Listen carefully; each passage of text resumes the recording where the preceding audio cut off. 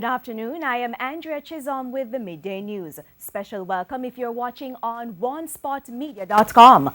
A reminder as well that you can watch TVJ live by downloading our One Spot Media app in the Google Play Store or the App Store. That's the number 1 followed by the words Spot Media.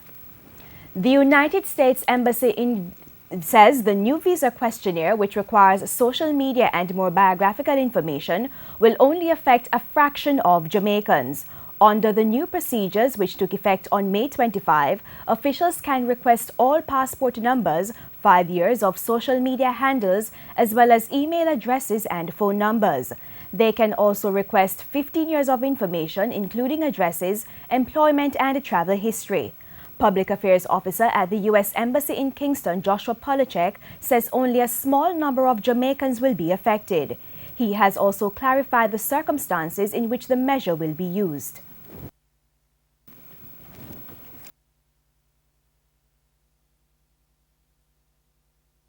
The estimates that we have out of Washington is that it will be a fraction of 1% of the tens of millions of annual visa applicants, and similarly small numbers out of Jamaica. So we're expecting a very small impact on this procedure and a very small number of actual applicants. And it's really when there's a question of identity that we're trying to clarify, or there's a national security issue that we're trying to clarify. And the U.S. Embassy is defending the measures following recent criticisms that it has already gathered tools to verify the identities. Mr. Polachek insists that the new regime will make the process more efficient. You can speak to experts, but we do believe it will help us. I mean, there are people who, for example, using Facebook, right? If somebody steals your identity tomorrow and tries to construct an online identity, they're not going to have anything going back 5 years tagged with your face and your name on photos on Facebook or Instagram or something. So it doesn't necessarily require that you have, for example, a Twitter verified identity where you provide a government issued ID, but it does provide an additional block of information when we're trying to construct a decision on the visa applicant. Director of Public Prosecutions DPP Paula Llewellyn says her office will press ahead with the case involving Reverend Paul Gardner and Reverend Jermaine Gibson in Manchester. Justice Lorna Shelley Williams ruled yesterday that the case will not be transferred to Kingston but instead remain before the Manchester Circuit Court. The prosecution had requested the transfer of the jury trial involving the 2 Moravian pastors, arguing that the church is popular in the parish and the complainant may have issues attending court. The 2 pastors are charged with carnal abuse and indecent assault arising from a series of incidents dating back to 2002. One of the incidents involved a girl who was below the age of consent at the time. A police constable who was charged in connection with a shooting incident in 2009 was yesterday freed in the Maypen Circuit Court. 34-year-old Hubert Hyman was acquitted after the prosecution said it could not provide enough evidence for a conviction. Mr. Hyman was reportedly one of 3 persons in a high-speed car chase and gun battle along with the police along Mineral Heights in Clarendon. He was later found suffering from gunshot wounds. A high-powered rifle was also seized. 2 other persons remain on trial for the matter.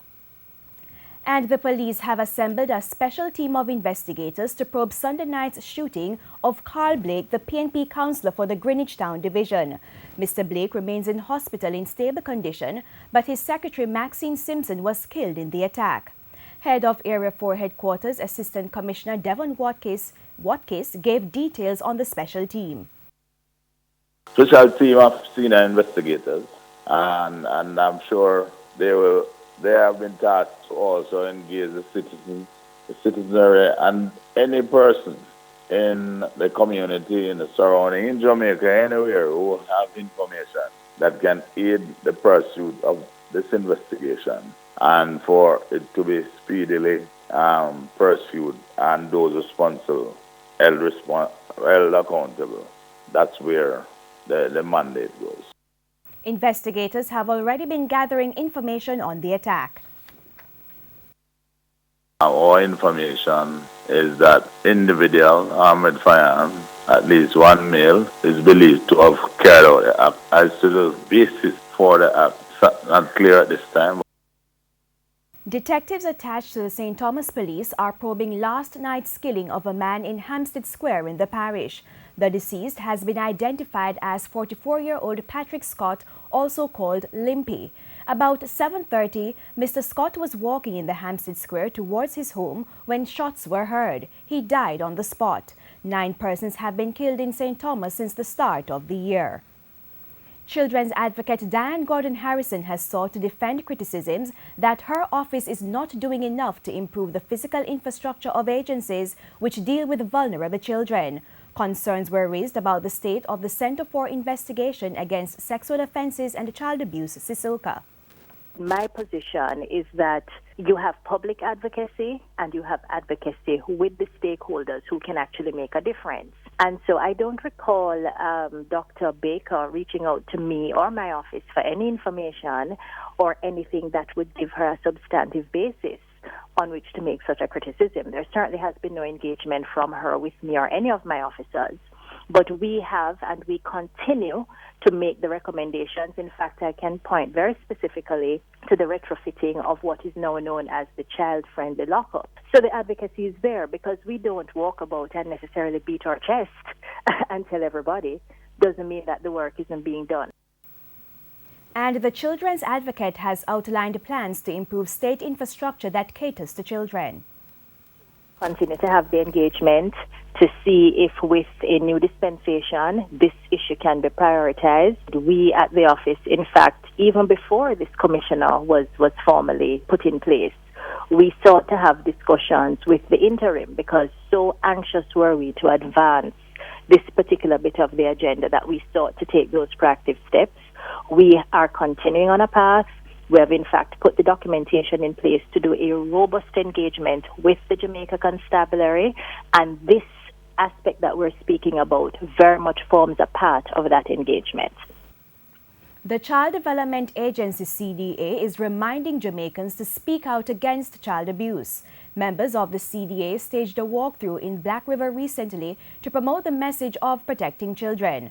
State Minister for Education, Youth and Information Floyd Green says issues involving children in rural areas often go unreported. Right, so the situation of underage women, well, children living with men, again, in a number of communities, this is so commonplace that you won't hear about it, which is an issue, a very, very big issue. So sometimes, even when we get a false sense of security, sometimes when we see the figures of reports are low, right, it doesn't mean that the abuse isn't happening. Green says while there has been an increase in the number of reported cases of child abuse by adults, there is still an issue of underreporting, with only 1 out of 10 adults making reports. Opposition leader Dr. Peter Phillips says Jamaica needs to solve problems in the agriculture sector in order to reduce poverty. Speaking at a meeting with farmers in Manchester, Dr. Phillips said that current farming practices in Jamaica are largely out of date. He said the country will have to modernize the agricultural sector in order for it to achieve its full potential.